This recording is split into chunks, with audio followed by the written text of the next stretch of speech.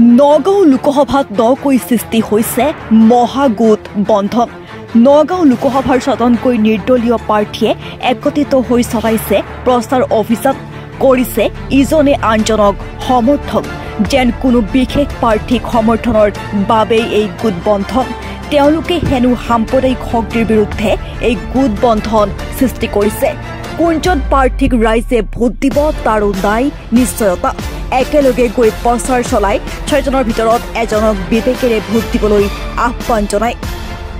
প্ৰতিজনে তীব্ৰতৰভাৱে প্ৰচাৰ অভিযান চলাইছে। আপোনালোকে যিহেতু নিৰ্দলীয় প্ৰাৰ্থী, আপুনিও এজন, গতিকে আপোনালোকে কেনেধৰণৰ প্ৰচাৰ কাৰ্য চলাই গৈছে? নমস্কাৰ, আসসালামু আলাইকুম। মোৰ নাম আবু চামাদ। মই 9 নং লোকসভা সমষ্টিত নগাঁও এজন নিৰ্দলীয় প্ৰাৰ্থী। মই ইতিমধ্যে যিখিনি প্ৰচাৰ চলাই আছোঁ, এই প্ৰচাৰখিনিত আমাৰ আৰু 5জন আমাৰ প্ৰাৰ্থীয়ে মোৰ লগত সহযোগিতা কৰি আমি ধুনীয়াকৈ প্ৰচাৰ চলাই আছোঁ আৰু ৰাইজৰ যিটো সঁহাৰি পাই আছোঁ, বহুত ভাল সঁহাৰি পাই আছোঁ। প্ৰচাৰত মানে বহুত ভাল। আৰু এইখিনিত যি সমস্যা, এই সমস্যাবিলাকৰ লগত ৰাইজ প্ৰত্যেকবিলাক সমস্যাৰ লগত ক্ষুব্ধ হৈ আমাক অভিযোগ দি আছে আৰু সেই অভিযোগৰ ভিত্তিত কিছুমান প্ৰতিশ্ৰুতিবদ্ধ হৈ আছোঁ।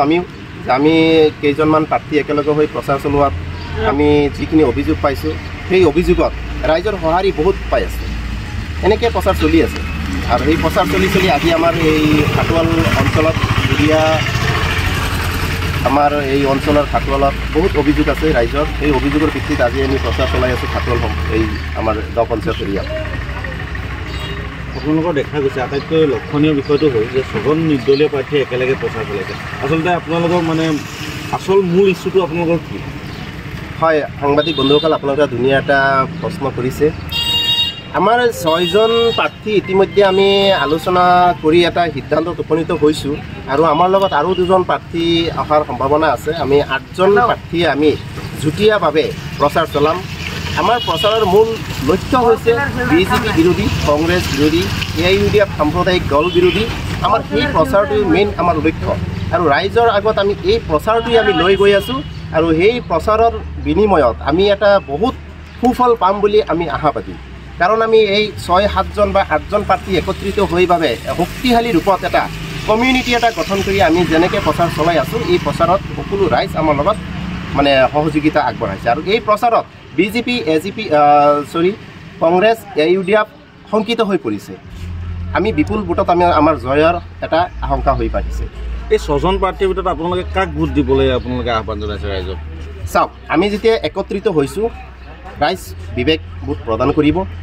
আমি এনেকুৱা এটা প্ৰচাৰ চলাই আছোঁ যে ৰাইজসকল, আমি 6জন বা 7জন প্ৰাৰ্থী একেলগে একে প্ৰচাৰ চলাই আছোঁ।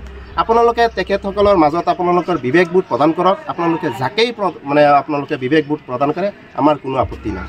আমি তেনেকৈয়ে প্ৰচাৰ চলাই আছোঁ। কেৱল আপোনালোকে বিজেপি, AIUDF, কংগ্ৰেছক আপোনালোকে এই আমাৰ সেই সাম্প্ৰদায়িক দলবোৰক উৎখাত কৰিব লাগে। সেই প্ৰচাৰে আমাৰ মেইন উদ্দেশ্য। আপোনালোকৰ এই যি ভোট, আপোনালোকৰ যি প্ৰচাৰ কাৰ্য, এই প্ৰচাৰ কাৰ্যত কোনোবাখিনি ৰাজনৈতিক দলক বা কোনো বিশেষ দলক সহায় কৰিব নেকি? চাওক, তেনেকুৱা আমাৰ কোনো লক্ষ্য নাই। আমাৰ লক্ষ্য এটাই, ৰাইজৰ উদ্দেশ্য আমি নামিছোঁ কামত। আমি সফল যাত্ৰাত আগুৱাই যাম। তেনেকুৱা ৰাজনৈতিক দল আমাৰ লগত তেনেকুৱা কোনো ধৰণৰ আমাৰ তেনেকুৱা উদ্দেশ্যৰ লক্ষ্য নাই। তেনেকুৱা আমি স্পষ্টীকৰণ আপোনালোকৰ ওচৰত আৰু এই 2-1 দিনৰ ভিতৰত আমি এটা সাক্ষাৎকাৰ সকলোৱে আমি দিম, আগবঢ়াম। আপোনালোকে সেই সাক্ষাৎকাৰ ধুনীয়াকৈ আমাৰ এটা হেৰি পাই যাব আপোনালোকে। গতিকে আপোনালোকে নিশ্চিত থাকক, আমি ইতিমধ্যে 2 দিনৰ ভিতৰত আমি সেই বহল ভিত্তিত আপোনালোকক জনাম। জৰিয়াৰ পৰা নাজিমুদ্দিনৰ ৰিপৰ্ট, এনি লাইভ।